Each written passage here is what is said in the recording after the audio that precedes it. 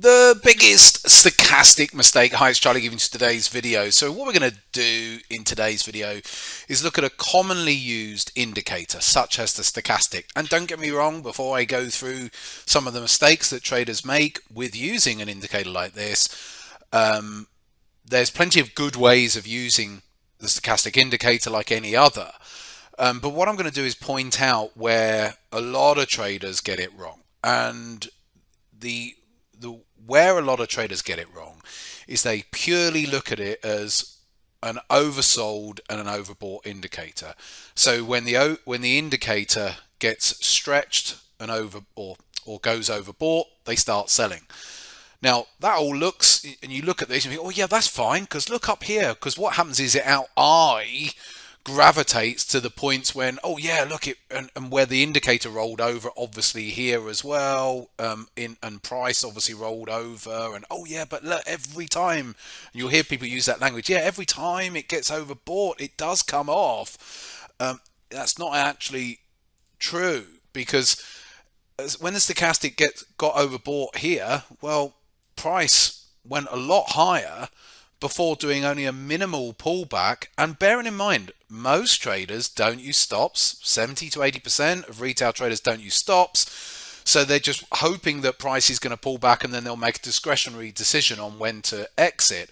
So when in a situation like this, they're just going to get locked in and caught offside until they end up, whether they come out here and just say, oh, I've made back some of my losses, so to speak, I'm just going to exit, or if they hold on, then it just goes up and up and up. Ultimately, then it comes down, and you will get traders, if they haven't blown up their account in all that time being underwater, then sometimes when you get a big move down like this, some of them will end up coming back out. But at what cost? And you don't want to be trading with stress. You want trading to be stress-free. So if you're trading in a way that creates stress, i.e. not using stop losses, then that becomes a stressful way to approach the market. So it's probably not the best way to have to sit in here from the May through until the July or August time before getting out of your position only at a break even at best. Now, don't get me wrong, there'll be other times whereby the stochastic indicator, see if I can find one, gets overbought. So let's say here, yeah, price still goes a bit higher. So again, still stressful if you're not using stops. Yes, it came down to get you into some form of profit. If you did exit down here, then okay, yeah, you've made a little bit of money. And there'll be plenty of situations whereby that can happen. But the biggest risk with this is those extended periods where once an indicator gets overbought, the price just remains elevated and is trending. No different down here. Now, I'm going to talk about how you can use the stochastic indicator positively in a moment, but it's no different with where we are right now. I've got this on the S&P.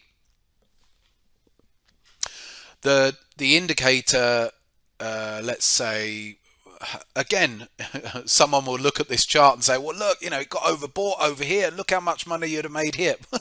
Yeah, but at what cost? How many times might have you blown up in the meantime by just selling just because it's got overbought? But let's have a look over here. What about when it gets oversold? Well, there are transitional points whereby it got first oversold back up here, and yet still so far has still been coming lower. So you're going to have people out there who are using it and just saying at that point and are now underwater.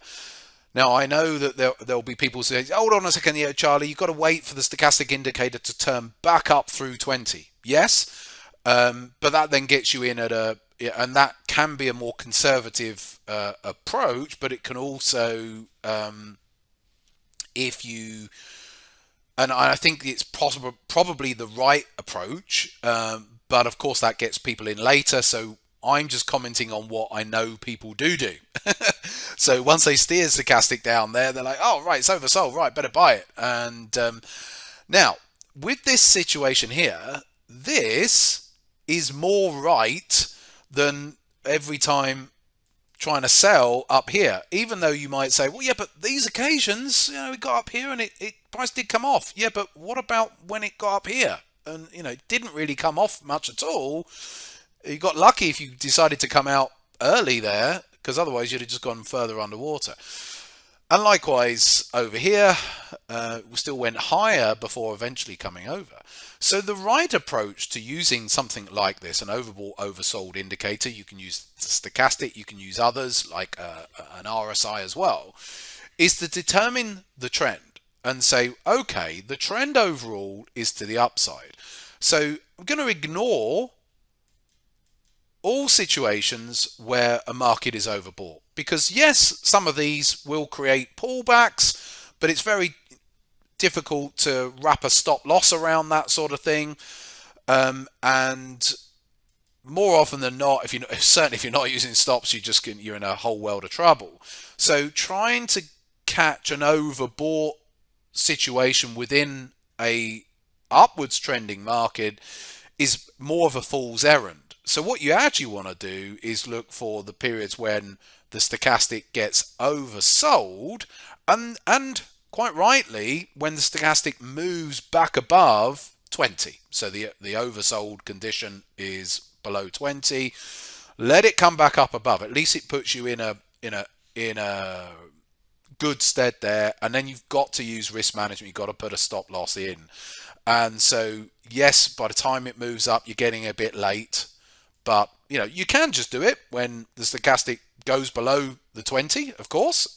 So you can just do it there, but I'm just giving the options there. But at least then you're trading in the with the oversold condition, an oversold condition within an upwards trend. Now there's always going to be, so here and here as well, and here. And this is what's interesting right now, because there's always going to be a point when the trend changes. So you're still not going to be right every time, because if there's a larger trend change afoot, then even when you're buying within an oversold condition, so let's say up here, within an upwards trending market, yeah, of course you're going to get caught. You're not going to be right 100% of the time, which is why you still got to use a stop loss with it. But that is a better philosophy to using an overbought, oversold condition indicator than just buying and selling every time it goes one way or another. So use it in the context of the underlying trend.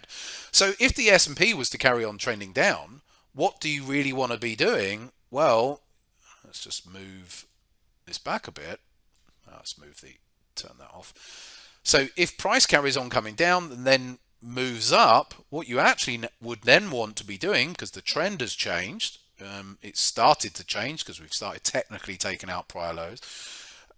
So if it came a bit lower, and all those, I haven't got them on, but moving averages are rolling over and on top of price, then as and when the stochastic gets into the overbought condition within the context of now a downwards trending market, you'd be wanting to look to sell when you get an overbought condition within a downwards trending market, and you want to be buying in an oversold condition within an upwards facing market.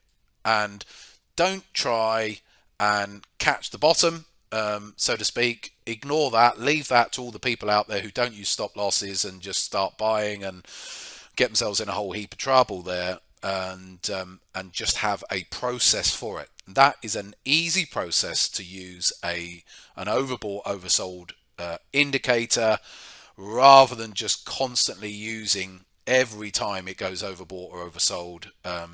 Very, very difficult to do, and most people who do that don't use stop losses and get themselves into a lot of trouble. There we go. That's my video for the day. I'll see you at the weekend.